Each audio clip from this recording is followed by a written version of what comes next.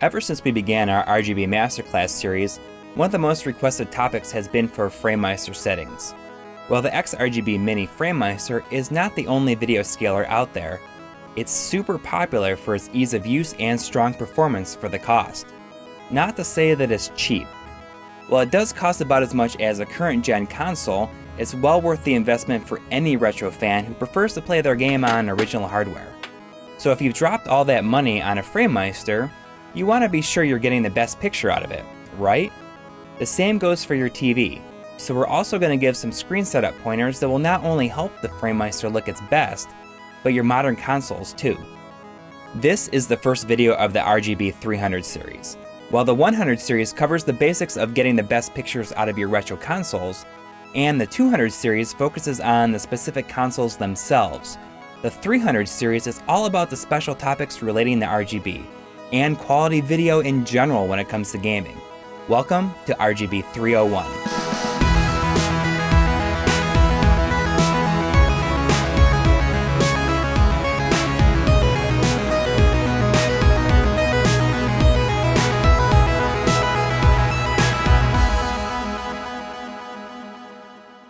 Before we get to the Framemeister, we want to very briefly go over some general guidelines for tweaking your TV settings for any source. Keep in mind that the default settings are designed to catch your eye in the store, but are far from ideal for normal use. Due to the extra image processing required, certain settings may also come at the cost of additional input lag for games. You're probably aware that modern TVs tend to offer a game mode, which disables many of the offending features. You absolutely should always use game mode. It gives you a good starting point for improving your TV's response time and image quality, but here's a few other things that you should look into. First, pay close attention to what the sharpness setting is actually doing to your image. You don't want any artificial sharpening, because all it does is create ugly light and dark outlines around high contrast edges, ruining the intended look of the source. On my Samsung TV, I set sharpness at 0, which preserves each pixel as it's meant to be. But it's possible that on your TV, 0 isn't the neutral setting. Use your eyes to determine what's correct on your screen. For the picture size or wide mode, choose screen fit, pixel fit, full pixel, or similarly named setting if available. This is different from the 16:9 widescreen mode because it displays every single pixel from the source. Nothing is cut off at the edges. Also turn off any settings that automatically adjust color, contrast, or black levels. You don't want your TV deciding what the video source should look like. Not to mention, these settings can cause noticeable unwanted jumps in brightness.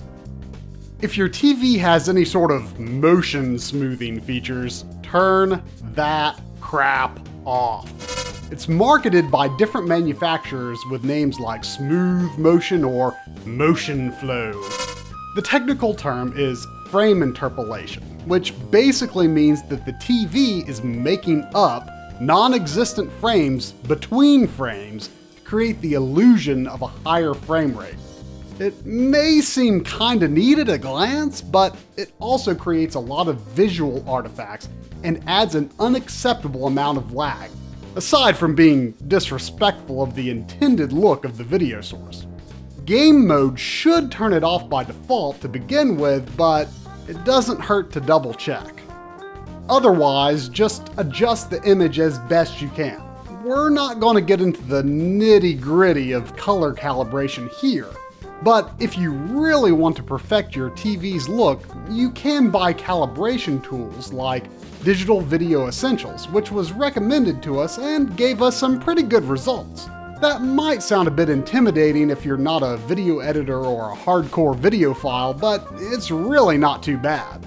Still, if you're not going to use any calibration tools, just be careful to not oversaturate your colors or push the brightness and contrast past the point where you begin to lose detail.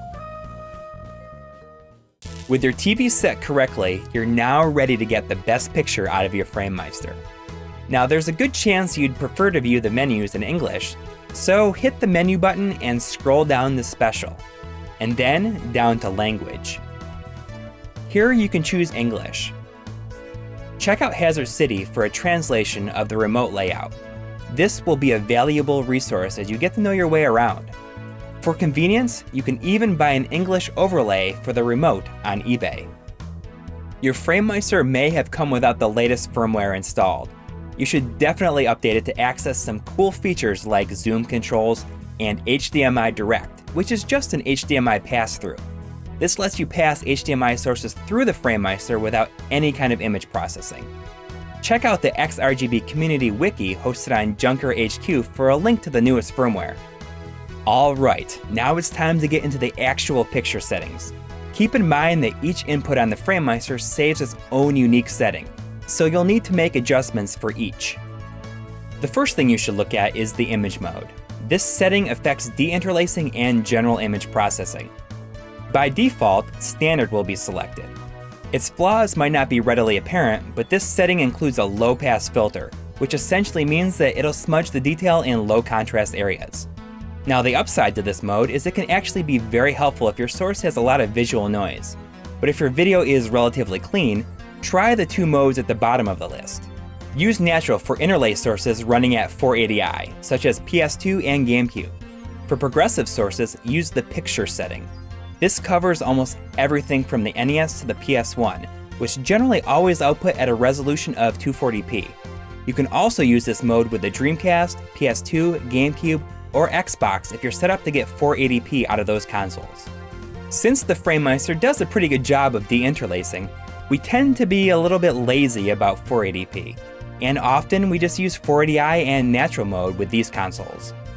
If you were curious, Matt Buxton of Video Game Perfection tells us there's no difference in input lag between all the Framemeister's deinterlacing modes. If you want to check what kind of input the Framemeister is receiving, you can hit this button right next to the power button on the remote, or you can check out the special menu for a more detailed analysis. When you first turn on the Framemeister, you might be a bit disappointed with the default sharpness setting of 0. You can access this setting directly with a remote or in the color settings, which is kind of a weird spot for it. Try setting the sharpness to 1 if you enjoy that razor-sharp emulator look. This might emphasize flaws along certain high contrast edges, but these tend to be uncommon, and we generally don't notice them in normal play. Just like with your TV sharpness setting, if you continue to bump it up, you'll get some really ugly edges, so just don't do it. Like Try already mentioned, you might not be all that interested in going to crazy lengths to get precise color calibration on your TV. But if you are, then there's obviously a lot more you could do in the color menu.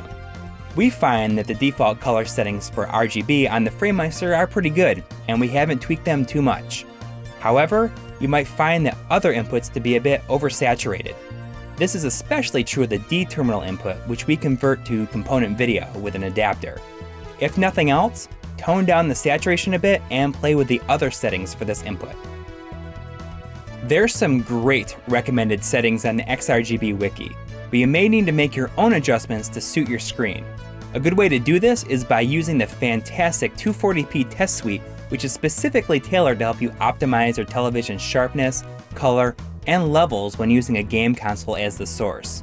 The suite is available in many formats that are easily accessible if you have a flash cart such as an EverDrive, but also in burnable CD images if you have a console capable of playing them without any modification, such as a Sega CD, Turbo Duo, or Dreamcast. Look for an in-depth feature on the 240p test suite in a future episode. One of the Framemeister's coolest features is you can add scanlines to make it look like a CRT TV. You can adjust the darkness of the scanlines to your preference, but there is a bit of a quirk. The scanlines look kinda thin and crappy when the Framemeister is set to 1080p. Setting the Framemeister to output 720p gives scanlines a much more authentic look. If you want to use scanlines on a PAL console, on a PAL-compatible TV, you'll have to set it to 576p. Let's get into setting how the Framemeister scales the image. There's a ton you can do, but first, let's take a look at an important option that's a bit hidden. Under Visual Set, there's something called Auto Scaler. There are two really handy options in here, but if you don't specifically choose one or the other, you may not get the result you want. Choose Game for 240p sources. This gives you that crisp, sharp-edged pixel look that we love to show off here on My Life in Gaming. But for systems that primarily output higher resolutions like 480i, you might find that this jaggy-edged look isn't quite so pleasing. Try the video setting for these higher resolution sources. Text and character art in particular really benefit from the smoother look. Now, the game and video scaling options are just presets. There are manual options, and in the case of some more obscure consoles, you may need to fiddle with the horizontal and vertical scaling manually to get the look you want. You could probably get a more perfect look for different consoles by using manual settings, but we feel that it's just more practical to use the game and video presets if possible. Using specific settings for multiple consoles and resolutions is just too much work when the presets are pretty darn good to begin with. Under Screen Set, you'll find a bunch of presets for how large the image is scaled. I personally use Standard, and Coury prefers Normal 2 way down at the bottom. However, if your Framemeister has updated firmware, you should have access to a zoom feature on the main menu. You can do some pretty neat stuff in here. You can adjust how much overscan is cut off, as well as the overall size of the image.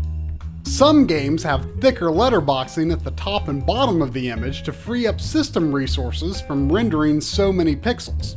And it's kind of fun to blow up these games as large as possible. I also like to make my Super Game Boy border black and fill my screen with stupidly gigantic pixels. You could also try something similar for the Game Boy Player or PSP. Some viewers have shared with us their favorite methods for scaling various systems. There's a ton you can do in here if you want to take the time to get it just right. If you're having issues with your picture not showing up correctly, or the scrolling seems juddery, this can be an issue with Neo Geo or 60Hz modded PAL systems, for example. You should try investigating the sync settings. These issues occur because the refresh timing of the console is out of line with the specifications the HDMI is equipped to handle. You can keep this setting on auto most of the time, but if you run into issues, adjusting this will often help. As much as we love the Framemeister here at My Life in Gaming, there are a lot of people out there who have a far deeper understanding of how it works, along with its strengths and weaknesses. Our thanks again to Matt Buxton of Video Game Perfection, as well as Artemio Urbina of Junker HQ for giving us pointers on getting the most out of our Framemeister. You can also find some more information on setting up the Framemeister at the XRGB Wiki on Junker HQ.